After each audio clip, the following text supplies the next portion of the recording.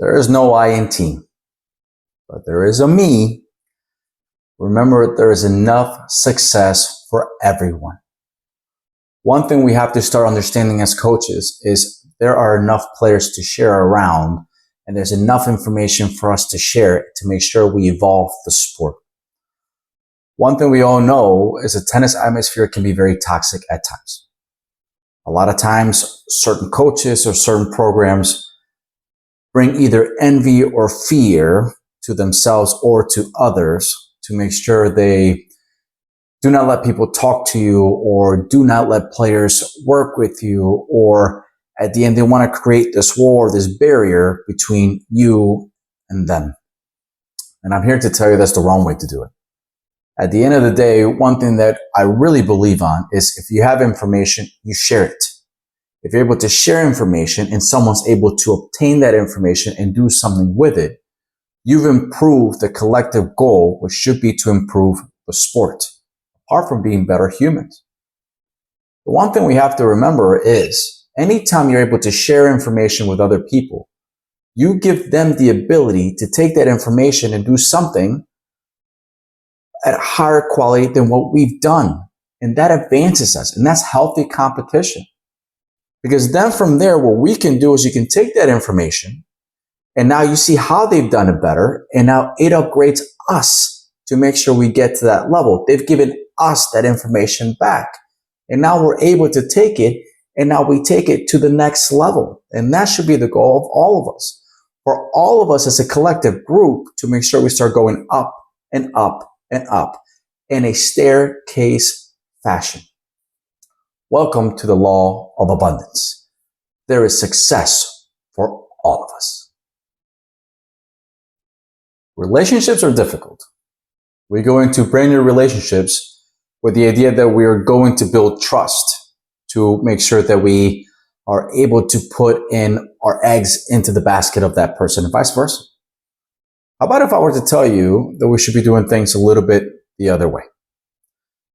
Let's put the eggs into the basket of the other person from the get-go and give them the trust that they, in a way, deserve later on. Let's give it to them now. Because if we're able to do this and we go out there with the best intentions, hopefully they do the same thing when it comes to us. Now think about what we've developed. If we're able to now get into the same vehicle and we're able to drive together with that trust, we should be going a lot more efficient. We should be going a lot faster. So in other words, imagine yourself as you are driving that vehicle and I'm next to you. And you've given me that trust to start guiding you on where to go, when to turn right, when to go left, when to pass the person in front of you, when to take the exit and go to our destination, or vice versa. I'm driving and you're next to me. Wouldn't you like to have that trust of mine where I know, or you know exactly where you want us to go and I do not question you? You tell me to turn right, I turn right. You tell me to turn left, I turn left. As we go together, it's not necessarily blind trust, but it is trust to say, I know this person has the best intentions for me to get to my destination.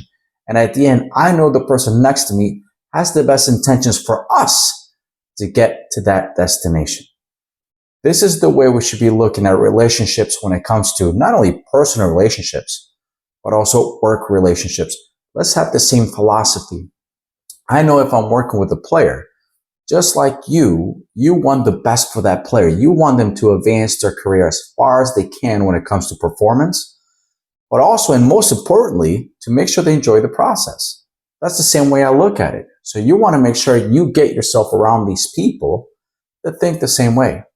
But if we go out there with this attitude or this thought that this person might steal my player, this person might steal my client, this person might steal my wife, girlfriend, boyfriend, partner, so on and so forth, then you're already starting that relationship with doubt with the person that's next to you as you're driving that vehicle. And anytime you have doubt, the person tells you, take a right, and you second guess yourself and you might hesitate and you might not turn right. You might go straight. Or this person tells you to take an exit. You might not take the exit. You might hesitate. You might miss your destination. So you want to make sure you surround yourself around people that have the same philosophy, but you want to make sure you give them that trust.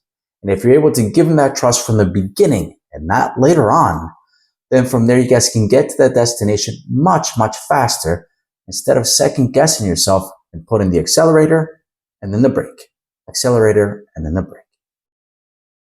So now as we've given you the driving analogy, how do we apply this to our everyday life?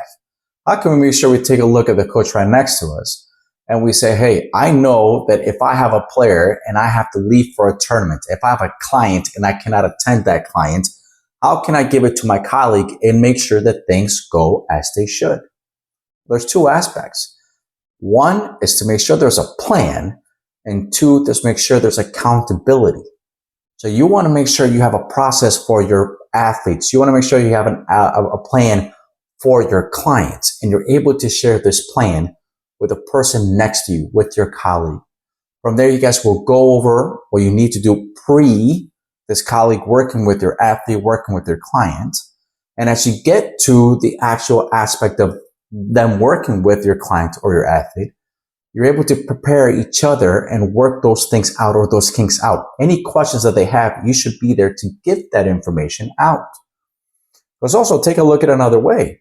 If they're able now to take your information and they explain it with their own spice and flavor, they're actually helping you do your job for you, and maybe even a little faster than what we could have. And that's okay. An athlete or a client will take a look at it two ways and say, wow, this co-worker, this colleague of my own coach, of my own associate, really did a good job. But they did a really good job because they trusted and they worked and communicated with my coach. They trusted or communicated with my associate before I ever got here.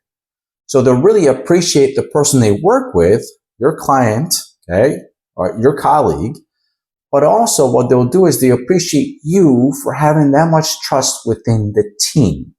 And now they know that when you have to go on vacation, when you have to go, you're sick, when you have to go attend something and you cannot be there all the time, then they know that this person can step in and continue the work that you guys did together.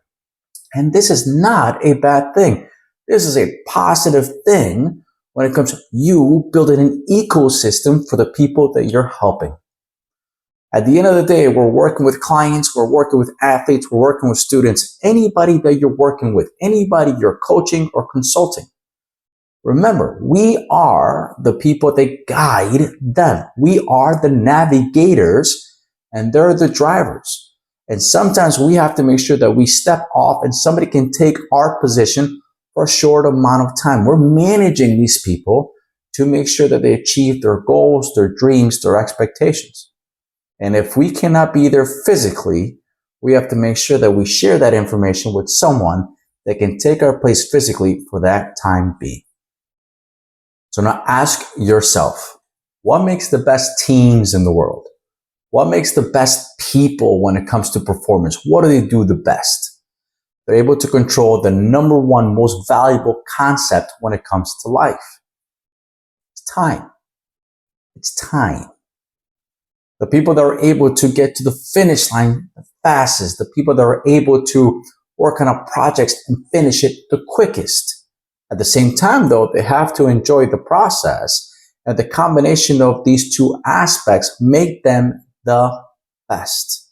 They make them the most enjoyable people to work with. They make themselves the people that other people want to work with because they're able to control time, but also they enjoy the process because they start building trust. So now you have time controlled. You have now trust controlled within the team. And if I'm able to trust you as my navigator, or if I'm tired and I want to navigate now and you want to be the driver, we're able to switch places, still understand each other.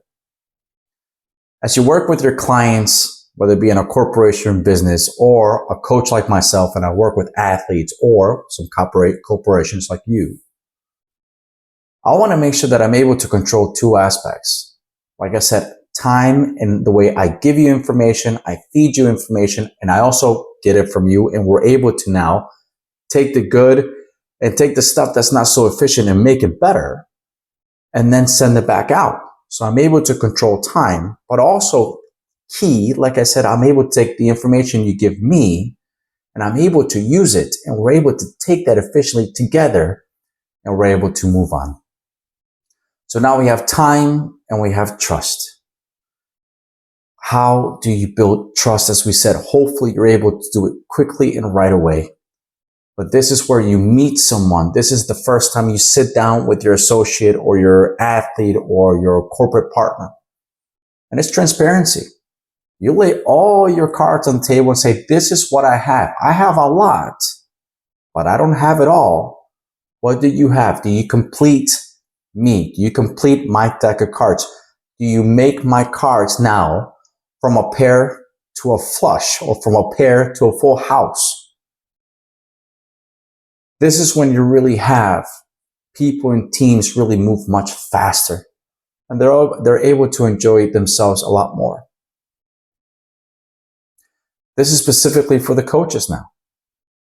If you're able to have now an environment where you share information with each other, not only do you bring your program up, but also you bring your players up because they understand that they can trust different coaches and they have a lot more respect for you because they'll understand that you trust your team and that you cannot be there all the time. And when you're not there, you're able to put them in good hands where they can continue their own growth.